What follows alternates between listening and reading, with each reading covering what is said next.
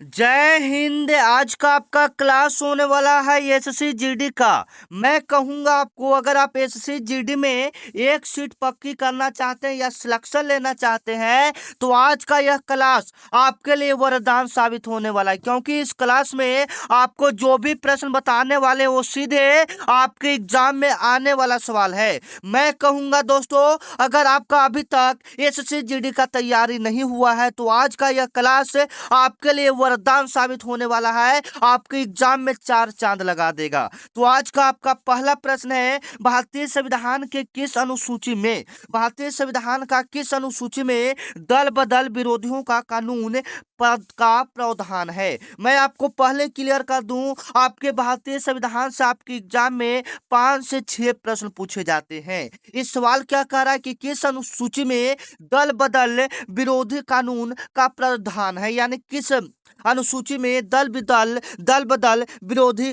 कानून है। ठीक है, ये सवाल आपका कह रहा है। तो उससे पहले मैं आपको क्लियर कर दूं, जो संविधान है, संविधान को बनने में जो टोटल समय लगा था वह लगा था 2 साल 11 माह 18 दिन का समय लगा था।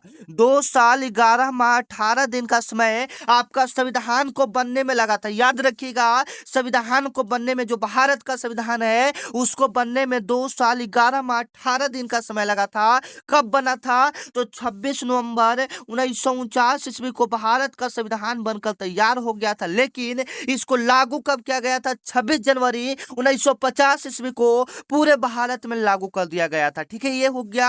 अब उसके बाद अनुसूची को देख लेते हैं। भारतीय संविधान में टोटल 12 अनुसूची है। भारतीय संविधान में टोटल कितना अनुसूची है? 12 अनुसूची है। भारतीय संविधान में कितना अनुसूची है? 12 अनुसूची है। भारतीय संविधान में कितना अनुसूची है? 12 अनुसूची है। याद रखिएगा, उसमें पूछ रहा है कि दल बदल किस कानून किस अनुसूची के अंतर्गत आता है, तो यह आपका आता है 10वीं अनुसूची के अंतर्गत आता है। दल बदल विरोधी कानून किस अनुसूची के अंतर्गत आता है? तो 10वीं अनुसूची के अंतर्गत आता है। मैंने अभी आपको बताया कि संविधान में टोटल 12 अनुसूची होता है। उसके बाद हम लोग ऑप्शन को देख लेते हैं, दूसरी अनुसूची के अंतर्गत कौन सा आता है। दूसरी अनुसूची के अंतर्गत आपका कौन सा आता था? दूसरी अनुसूची के अंतर्गत राष्ट्रपति, प्रधानमंत्री, राज्यपाल, मुख्यमंत्री का वेतन आता है। वेतन इसमें आता है। ठीक है ना, वेतन इसमें क्या आता है? दूसरे अनुसूची में आपका वेतन आता है। राष्ट्रपति हो गया, राष्ट्रपति, प्रधानमंत्री, मुख्यमंत्री, ये सबका दूसरी अनुसूची में वेतन के बारे में बताया गया है। ठीक है ना। और 8वीं अनुसूची को देख लें। 8वीं अनुसूची को देख लें। 8वीं अनुसूची अनुसूची में भारत के 22 भाषाओं को मान्यता दिया गया है। मतलब इसमें 8वीं अनुसूची में भाषा के बारे में बताया गया है। किसके बारे में बताया गया है? भाषा के बारे में बताया गया है। ठीक है ना। 10वीं अनुसूची आपका हो गया दल बदल विरोधी कानून। मैं आपको फिर से एक बार क्लियर कर देना चाहता हूं कि आपका कोई भी डाउट न रहे। जैसे में सबसे पहले संविधान जो बना था उसका समय लगा था 2 साल 11 माह 18 दिन का समय लगा था। 2 साल 11 माह 18 दिन का समय लगा था। इसको 26 नवंबर 1949 ईस्वी तक बनाकर तैयार कर लिया गया था। तैयार कर लिया गया था। इसको बनाने में जो समय लगा था, 2 साल 11 माह 18 दिन लगा था। इसको बना लिया गया था 26 नवंबर 1949 ईस्वी तक। इसको भारत में लागू किया गया था 26 जनवरी 1950 ईस्वी में। इसको कब लागू किया गया था? 26 जनवरी 1950 ईस्वी में इसको लागू कर दिया गया था। संविधान को बनाने में जो टोटल खर्च आया था वह 64 लाख रुपया खर्च आया था। ठीक है। उसके बाद हमने क्या क्लियर किया? अनुसूची आपके संविधान में 12 होते हैं, 12 अनुसूची होते हैं। उसमें से दल बदल विरोधी कानून पूछ रहा है कि किस अनुसूची के अंतर्गत आता है, तो यह आपका आता है 10वीं अनुसूची के अंतर्गत। अगर आपके एग्जाम में पूछे अगर आपके एग्जाम में पूछे कि 8वीं अनुसूची में क्या आता है, तो 8वीं अनुसूची में आपका भाषा आता है। दूसरी अनुसूची में आपका वेतन आता है। और पहला जो अनुसूची है उसमें भारत के राज्य और केंद्र प्रदेश आते हैं। भारत के राज्य और केंद्र प्रदेश अनुसूची 1 में आते हैं। ठीक है ना। सारे इंपोर्टेंट है, आपके एग्जाम में पूछे जाने वाले सवाल है। ठीक है ना, याद रखिएगा, सारे इंपोर्टेंट सवाल है।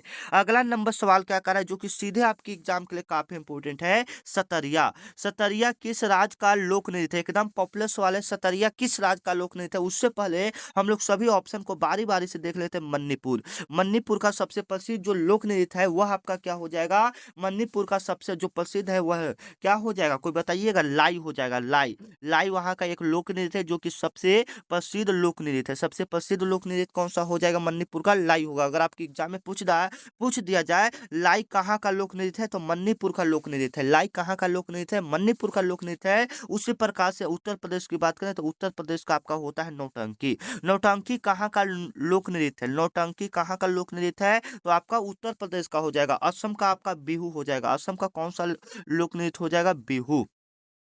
असम का कौन सा हो जाएगा? बिहू। और असम का यही वाला सतरिया भी कहाँ का है? असम का ही प्रसिद्ध लोक नृत्य है। मतलब बिहू और असम, असम का बिहू और सातरिया असम का प्रसिद्ध लोक नृत्य है। ठीक है ना, सी ऑप्शन इसका क्या हो जाएगा? बिल्कुल राइट हो जाएगा।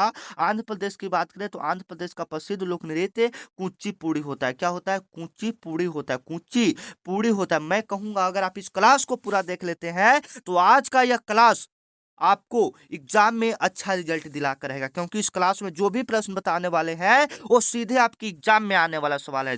3 नंबर आपका सवाल क्या कर रहा है? 3 नंबर आपका सवाल है 1939 में फॉरवर्ड ब्लॉक का स्थापना किसने किया था? 1939 में फॉरवर्ड ब्लॉक का स्थापना किसने किया था? वेरी वेरी इंपॉर्टेंट क्वेश्चन है, याद रखिएगा आप। सबसे पहले तो यहाँ से एक क्वेश्चन क्लियर हुआ, फॉरवर्ड ब्लॉक का स्थापना कब हुआ था? तो 1939 ईस्वी में। फॉरवर्ड ब्लॉक का स्थापना कब हुआ था? 1939 ईस्वी में। किसने किया था? सुभाष चंद्र बोस ने किया था। फॉरवर्ड ब्लॉक का स्थापना किसने किया था? सुभाष चंद्र बोस ने किया था। सी ऑप्शन इसका क्या हो जाएगा? बिल्कुल राइट हो जाएगा। फॉरवर्ड ब्लॉक का स्थापना किसने किया था? सुभाष चंद्र बोस ने किया था।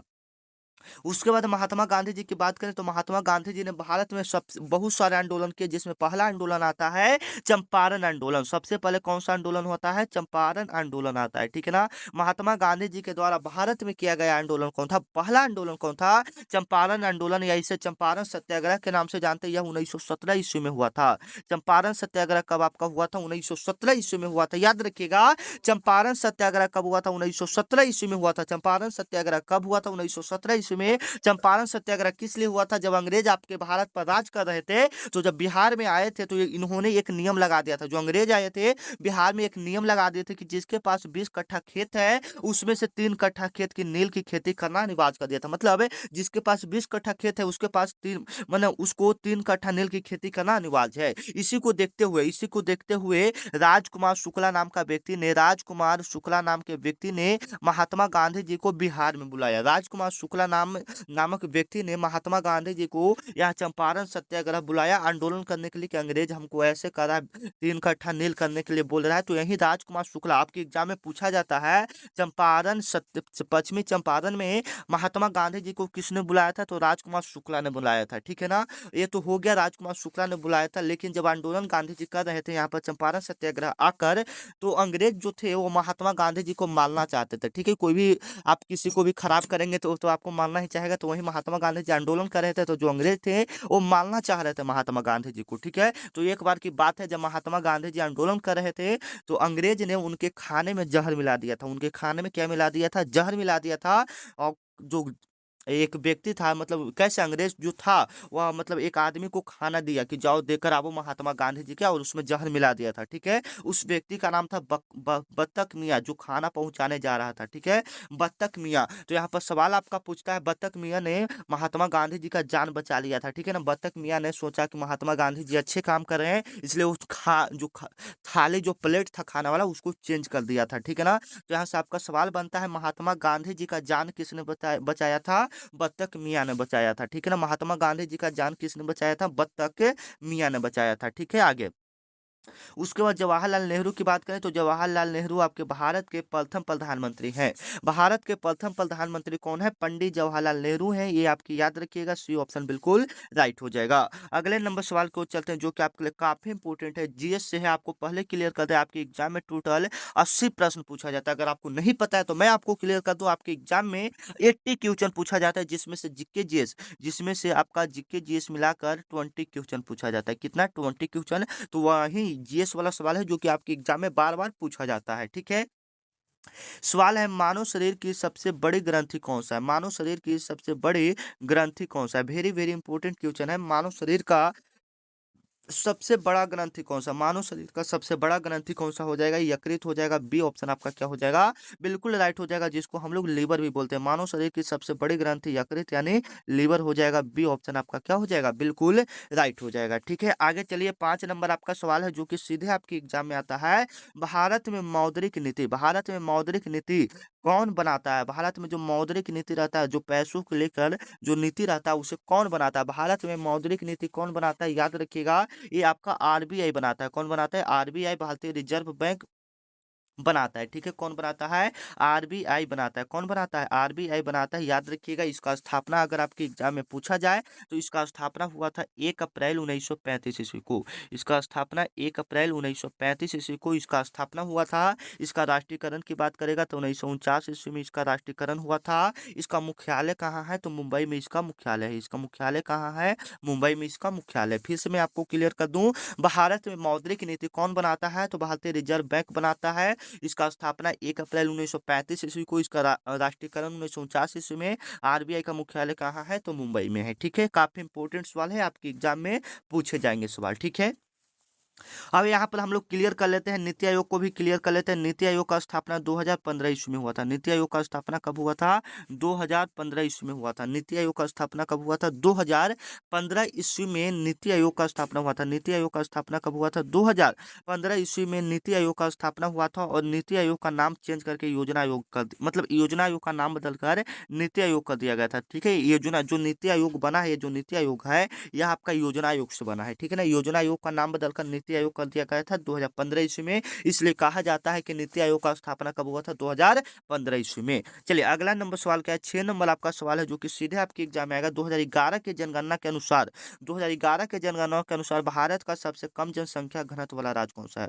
2011 के जनगणना के अनुसार, 2011 के जनगणना के अनुसार अनुसार भारत का सबसे कम जनसंख्या घनत्व वाला राज्य कौन सा है। एकदम पॉपुलर सवाल है, आपको याद होना चाहिए। 2011 के जनगणना के अनुसार सबसे कम जनसंख्या वाला घनत्व आपका अरुणाचल प्रदेश है। सबसे पहले सूर्य आपका भारत में कहाँ उगता है, सबसे पहले सूर्य भारत में कहाँ उगता है, तो वो आपका अरुणाचल प्रदेश में उगता है। सी ऑप्शन क्या हो जाएगा, बिल्कुल राइट हो जाएगा। इसे सूर्यों का राज कहा जाता है, सूर्योदय का राज कहा जाता है अरुणाचल प्रदेश। अगर पूरे ऑल वर्ल्ड में पूछ दे कि सबसे, मतलब पूरी दुनिया यानी विश्व में सबसे पहले सूर्य कहाँ उगता है, किस देश में उगता है, तो वो आपका जापान में उगता है। सबसे पहले सूर्य कहाँ उगता है, जापान में उगता है। कहाँ में उगता है, जापान में उगता है। सबसे पहले सूर्य कहाँ उगता है, जापान में उगता है, याद रखिएगा। ठीक है, आगे चलिए 7 नंबर आपका सवाल है, किस मुगल बादशाह ने जाजिया कर को पुनः लागू कर दिया था। किस मुगल बादशाह ने जजिया कर को पुनः लागू कर दिया था। वेरी वेरी इंपॉर्टेंट सवाल है, किस मुगल बादशाह ने जजिया कर को पुनः लागू कर दिया था, याद रखिएगा। औरंगजेब ने। किसने लागू किया था,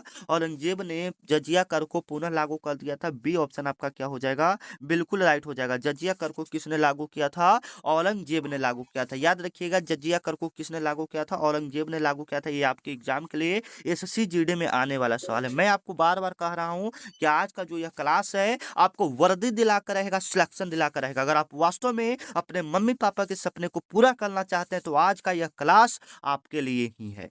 और मैं क्या कहना चाह रहा हूँ, इस पर डेली आपको सुबह 8 बजे क्लास होता है। डेली इस पर सुबह 8 बजे क्लास होता है। जब तक आपका एसएससी जीडी का एग्जाम नहीं हो जाएगा, डेली आपको इसी चैनल पर क्लास मिलेगा। तो चैनल को क्या कर लीजिएगा, सब्सक्राइब कर लीजिएगा। आप वास्तव में सपने को पूरा करना चाहते हैं तो आप चैनल को जरूर सब्सक्राइब करेंगे और डेली क्लास करेंगे। डेली क्लास करने से फायदा है, आप घर पर भी पढ़ाई कीजिए और जो मैं रिवीजन करवा रहा हूँ वो भी कीजिए। इस बार रिजल्ट आपका जरूर होगा, सिलेक्शन होगा। 99% चांस है इस बार रिजल्ट आपका होगा। अगर आप घर पर मेहनत करते हैं और जो मैं बताता हूँ रिवीजन उससे कर लेते हैं तो इस बार रिजल्ट पक्का है। चलिए 8 नंबर आपका सवाल क्या कह रहा है, 8 नंबर आपका सवाल है ब्लीचिंग पाउडर। ब्लीचिंग पाउडर का रासायनिक नाम क्या होता है। ब्लीचिंग पाउडर का रासायनिक नाम क्या होता है, याद रखिएगा। ब्लीचिंग पाउडर का रासायनिक नाम जो आपका होता है वह कैल्शियम क्या होता है, कैल्शियम बाइकार्बोनेट होगा या कोई सोडियम क्लोराइड होगा, क्या होगा बताइए कोई। तो यहाँ पर बिल्कुल आंसर आपका आ रहा है कैल्शियम ऑक्सी क्लोराइड होगा। ब्लीचिंग पाउडर का रासायनिक नाम क्या होता है, ब्लीचिंग पाउडर का रासायनिक नाम क्या होता है, ब्लीचिंग पाउडर का रासायनिक नाम क्या होता है, कैल्शियम ऑक्सीक्लोराइड होता है। ब्लीचिंग पाउडर का रासायनिक नाम क्या होता है, कैल्शियम ऑक्सीक्लोराइड होता है। ठीक है, ऑक्सी क्लोराइड होता है। ये आपके जीएस में पूछेगा, थोड़ा सा इंपॉर्टेंट है, देख लेना है। ठीक है, ब्लीचिंग पाउडर का रासायनिक नाम क्या होता है, कैल्शियम ऑक्सीक्लोराइड होता है। ठीक है ना, आगे चलिए 9 नंबर आपका सवाल क्या कह रहा है कि भारत की सबसे लंबी झील कौन सा है? भारत की सबसे लंबी झील कौन सा? वेरी वेरी इंपॉर्टेंट क्वेश्चन है, याद रखिएगा। भारत की सबसे लंबी जो झील है वो आपका क्या हो जाएगा? बिल्कुल राइट आंसर हो जाएगा वेम्बनाड झील। कौन सा झील हो जाएगा? वेम्बनाड झील। यहाँ पर चिल्का झील भारत की सबसे बड़ी खारे पानी का झील है। भारत की सबसे बड़ी खारे पानी का झील कौन सा हो जाएगा? चिल्का झील हो जाएगा। भारत की सबसे बड़ी मीठे पानी का झील कौन सा हो जाएगा? बुल्लर झील हो जाएगा। यह सबसे बड़ा झील भी इसको हम लोग कहते हैं। जैसे में चिल्का झील पूछेगा कि भारत की सबसे बड़ी खारे पानी का झील चिल्का झील, ये आपका ओडिशा में स्थित है। ये आपका कहाँ में स्थित है? ओडिशा में स्थित है। बुल्लर झील आपका जम्मू कश्मीर में स्थित है, जो कि भारत की सबसे बड़ी मीठे पानी का झील है। और सबसे लंबी झील की बात कराए तो वेम्बनाड झील। आगे चलिए, 10 नंबर आपका सवाल कर रहा है, जो कि आपकी एग्जाम में आने वाला सवाल है। भारतीय संविधान का अनुच्छेद 360, वेरी वेरी इंपॉर्टेंट क्वेश्चन है। जो अनुच्छेद 360 है, इसको हम लोग क्या बोलते हैं? काफी इंपॉर्टेंट है आपके एग्जाम के लिए। अनुच्छेद 360 किससे संबंधित है? ठीक है ना, वेरी वेरी इंपॉर्टेंट सवाल है। अनुच्छेद 360 आपका किससे संबंधित है? याद रखिएगा, अनुच्छेद जो 360 है यह आपका वित्तीय आपातकाल से संबंधित है। वित्तीय आपातकाल से आपका ये संबंधित है। वित्तीय आपातकाल जब लगता है, मतलब जब वित्तीय आपातकाल लगाना रहता है तो अनुच्छेद 360 के तहत लगाया जाता है। वित्तीय आपातकाल किस अनुच्छेद के तहत आता है? अनुच्छेद 360 के तहत। ये वाला एक इंपॉर्टेंट है, राष्ट्रीय आपातकाल। राष्ट्रीय आपातकाल किस अनुच्छेद के तहत लगाया जाता है? तो अनुच्छेद 352 के तहत लगाया जाता है। अनुच्छेद 352 के तहत क्या लगाया जाता है? राष्ट्रीय आपातकाल लगाया जाता है। वित्तीय आपातकाल किस अनुच्छेद के तहत? अनुच्छेद 360 के तहत है। और राष्ट्रपति जो शासन करता है वह किस अनुच्छेद के तहत करता है? तो अनुच्छेद 356 के तहत करता है। यहाँ पर तीनों आपको क्लियर किए, तीनों याद रखिएगा, तीनों आपकी एग्जाम के लिए काफी इंपॉर्टेंट है।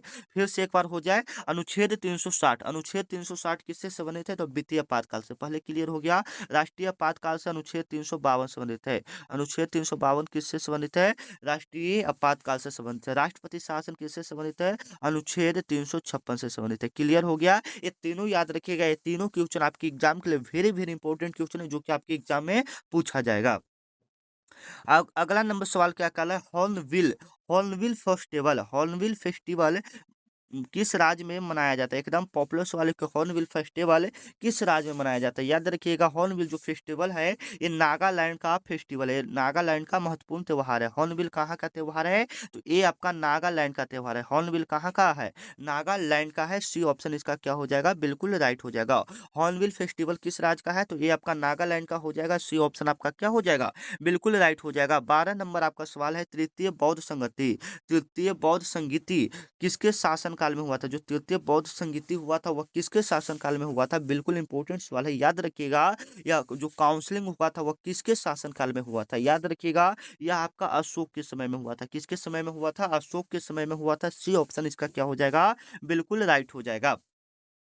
अगला नंबर सवाल क्या कह रहा है? 13 नंबर आपका सवाल है, विजयनगर साम्राज्य, विजयनगर साम्राज्य का स्थापना किस वर्ष हुआ था? पॉपुलर सवाल है, विजयनगर साम्राज्य का स्थापना किस वर्ष हुआ था? याद रखिएगा, विजयनगर साम्राज्य का जो स्थापना हुआ था वह आपका हुआ था 1336 ईस्वी में। हरिहर बुक्का ने किया था। विजयनगर साम्राज्य का स्थापना किसने किया था? हरिहर बुक्का ने किया था। दो भाई थे, दोनों ने मिलकर विजयनगर साम्राज्य का स्थापना किया था। कब किया था? 1336 ईस्वी में किया था। ठीक है, ये ऑप्शन आपका क्या हो जाएगा? बिल्कुल इंपॉर्टेंट हो जाएगा। 14 नंबर आपका सवाल है, जो कि सीधे आपके एग्जाम में पूछेगा। 14 नंबर सवाल क्या कह रहा है? 14 नंबर आपका सवाल है, silent valley, silent valley national park Bharat के किस राज्य में स्थित है? Silent valley national park Bharat के किस राज्य में स्थित है? याद रखिएगा, जो साइलेंट वैली है वह नेशनल पार्क वह भारत के किस राज्य में स्थित है? तो याद रखिएगा, साइलेंट वैली जो है यह भारत के किस राज्य में स्थित है आपको पता होना चाहिए। जैसे में सबसे ज्यादा जो आपके एग्जाम में पूछा जाता है, जिम कॉर्बेट नेशनल पार्क कहाँ है? जिम कॉर्बेट नेशनल पार्क कहाँ है? ये सबसे ज्यादा आपके एग्जाम में पूछा जाता है। तो याद रखिएगा, जिम कॉर्बेट नेशनल पार्क आपका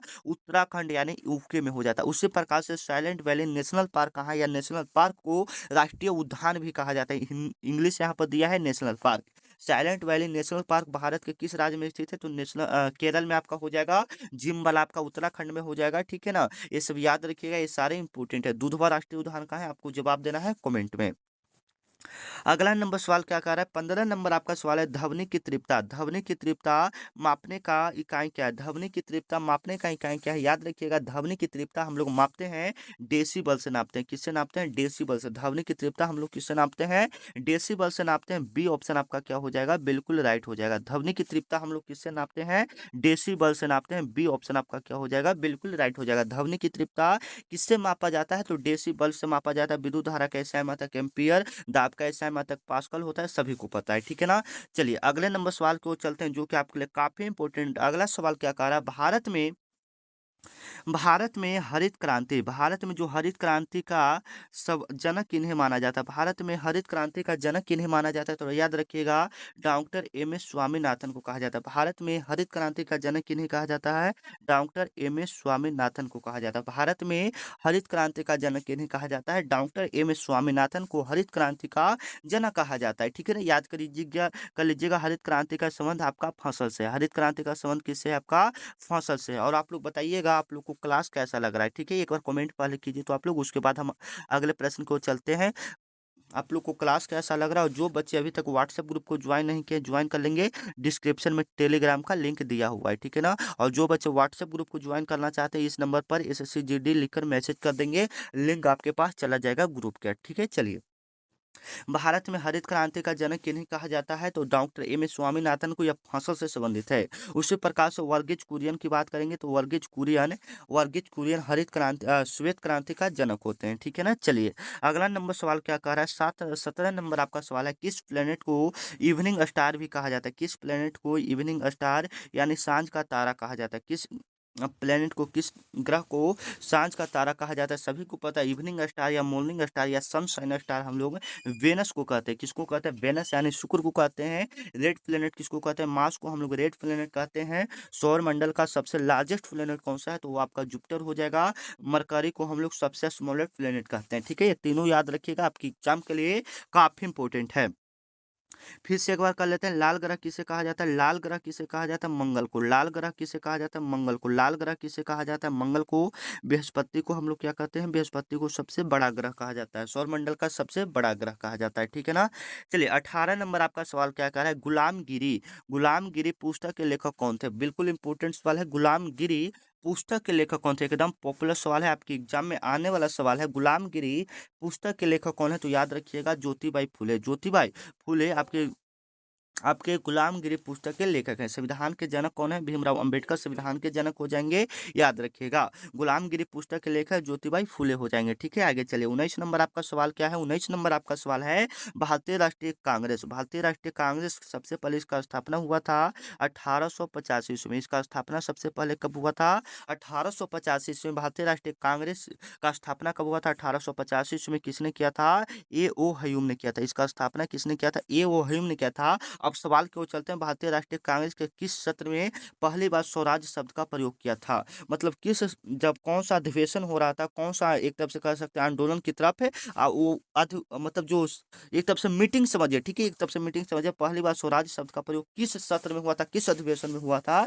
याद रखिएगा। ये जो आपका हुआ था कलकत्ता अधिवेशन में हुआ था। कलकत्ता अधिवेशन कब हुआ था, 1906 ईस्वी में हुआ था। वेरी वेरी इंपॉर्टेंट क्वेश्चन है, ये ऑप्शन इसका क्या हो जाएगा, बिल्कुल राइट हो जाएगा। अगले नंबर सवाल की ओर हम लोग चलते हैं, जो कि आपके लिए काफी इंपॉर्टेंट है। कोशिका का पावर हाउस किसे कहा जाता है, कोशिका का पावर हाउस किसे कहा जाता है। पावर हाउस का मतलब होता है, क्या होता है, ऊर्जा गृह, ऊर्जा गृह।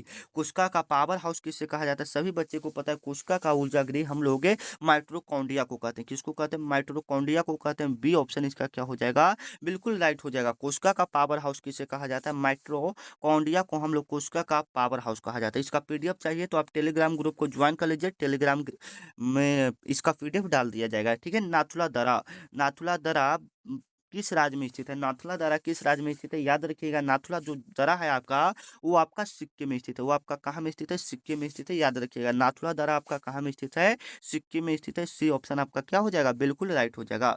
नाथुला दरा आपका कहाँ में स्थित है, बताइएगा कोई। नाथुला दरा आपका कहाँ में स्थित है, तो सिक्किम में, ठीक है। आगे चलिए अगला नंबर आपका सवाल क्या कर रहा है, केसर ए हिंद। केसर ए हिंद की उपाधि किससे दिया गया था, वेरी वेरी इंपॉर्टेंट क्वेश्चन है। केसर ए हिंद की उपाधि किसे दिया गया था, तो महात्मा गांधी जी को केसर ए हिंद का उपाधि दिया गया था, जिसे उन्होंने जालियांवाला बाग हत्याकांड के बाद लौटा दिया था, मतलब, ठीक है ना। केसर ए हिंद का उपाधि महात्मा गांधी जी को दिया गया था, जिन्होंने मैंने उन्होंने जालियांवाला बाग हत्याकांड के बाद उसको लौटा दिया था। तो जालियांवाला बाग हत्याकांड कब हुआ था, तो 13 अप्रैल 1919 ईस्वी को पंजाब के अमृतसर के जालियांवाला बाग में हुआ था, जिसमें लगभग 20,000 व्यक्तियों को अंधाधुंध गोलियों से मार दिया गया था। उसमें एक व्यक्ति जिंदा बचा था, जिसका नाम बचा था उधम सिंह। उधम सिंह ने फिर जनरल डायर को मार दिया था। बात खत्म है। चलिए अगला नंबर सवाल क्या है, जो कि आपकी एग्जाम के लिए काफी इंपॉर्टेंट है, याद कर लीजिएगा। भारत के महान न्यायवादी की नियुक्ति कौन करता है? जो अटॉर्नी जनरल होता है, अटॉर्नी जनरल होता है, उसका नियुक्ति कौन करता है? याद रखिएगा, अटॉर्नी जनरल का नियुक्ति आपका राष्ट्रपति करते हैं, प्रेसिडेंट जी करते हैं। सी ऑप्शन क्या हो जाएगा? बिल्कुल राइट हो जाएगा। अगला नंबर सवाल क्या कर रहा है? यक्षगान किस राज्य का लोक नृत्य है? यक्षगान किस राज्य का लोक नृत्य है? तो यह आपका कहाँ का हो जाएगा? यक्षगान, याद रखिएगा, यक्षगान का कर्नाटक हो जाएगा। यक्षगान कहाँ का हो जाएगा? कर्नाटक का हो जाएगा। उसी प्रकार से आपके एग्जाम में तमिलनाडु का भी पूछ लिया जाता है, कभी कभी केरल का भी रहता है, बिहू, ये सब ज्यादातर पूछा जाता है, तो उसको याद कर लेना। भागड़ा और गिद्धा कहाँ का लोक नृत्य है? कोई बता सकते हैं भागड़ा और गिद्धा कहाँ का लोक नृत्य है? बताइए कमेंट पे। चलिए, 25 नंबर आपका सवाल क्या करा है? सर्वेंट्स ऑफ इंडिया सोसाइटी का स्थापना किसने किया था? सर्वेंट्स ऑफ इंडिया सोसाइटी का स्थापना किसने किया था? ठीक है, सर्वेंट्स ऑफ इंडिया सोसाइटी का स्थापना किसने किया था? याद रखिएगा, गोपाल कृष्ण गोखले ने किया था। ए ऑप्शन आपका क्या हो जाएगा? बिल्कुल राइट हो जाएगा। गोपाल कृष्ण गोखले ने society of servant of India society का स्थापना किसने किया था? गोपाल कृष्ण गोखले ने किया था। ए ऑप्शन क्या हो जाएगा? बिल्कुल राइट हो जाएगा। 26 नंबर आपका सवाल क्या है? पीएच स्केल की रेंज क्या होती है? पीएच स्केल का रेंज क्या होता है? तो 1 से 14 होता है। 1 से क्या होता है? 14 होता है पीएच स्केल का। सॉरी, 1 से 14 नहीं होगा, जब भी होगा तो कोई भी चीज 0 से 14। सी ऑप्शन आपका क्या हो जाएगा? बिल्कुल राइट हो जाएगा। 27 नंबर आपका सवाल क्या कर रहा है? पंडित शिव कुमार शर्मा का संबंध किस वाद्य यंत्र से है? पंडित शिव कुमार शर्मा का संबंध किस वाद्य यंत्र से है? तो याद रखिएगा, पंडित शिव कुमार शर्मा का संबंध किस वाद्य यंत्र से? याद रखिएगा, ये आपका संतूर से हो जाएगा। संतूर एक वाद्य यंत्र है जिसका संबंध पंडित शिव कुमार शर्मा से है। ठीक है, आगे चलिए। 28 नंबर आपका सवाल क्या कह रहा है? जीएसटी परिषद का अध्यक्ष कौन होता है? जीएसटी जो है, गुड एंड सर्विस टैक्स है, इसका स्थापना 1 जुलाई 2017 ईस्वी को हुआ था। 1 जुलाई 2017 ईस्वी को हुआ था। इसका अध्यक्ष कौन होता है? कोई बच्चे बता सकते हैं इसका अध्यक्ष कौन होता है? इसका अध्यक्ष कौन होता है? तो बिल्कुल राइट आंसर, वित्त मंत्री होता है। इसका अध्यक्ष कौन होता है? वित्त मंत्री होता है। 29 नंबर आपका सवाल क्या कह रहा है? सवाल आपका है, 1526 में पानीपत की पहली लड़ाई बाबर ने किसे हराया था? ठीक है, तो किसे हराया था? इब्राहिम लोदी को हराया था। यहाँ से दो सवाल आपका बन गया। सबसे पहले तो पानीपत की पहली लड़ाई कब हुआ था? 1526 ईस्वी में। पानीपत का पहला लड़ाई कब हुआ था? 1526 ईस्वी में। कब हुआ था? पानीपत का पहला जो लड़ाई हुआ था वह कब हुआ था? 1526 ईस्वी में। किसके किसके बीच हुआ था? तो बाबर और इब्राहिम लोदी के बीच हुआ था, जिसमें इब्राहिम लोदी हार गया था। ठीक है, आगे चलिए। अगला नंबर सवाल क्या है? नीली क्रांति ब्लू रेवोल्यूशन किससे संबंधित है? याद रखिएगा, नीली क्रांति आपका किससे संबंधित है?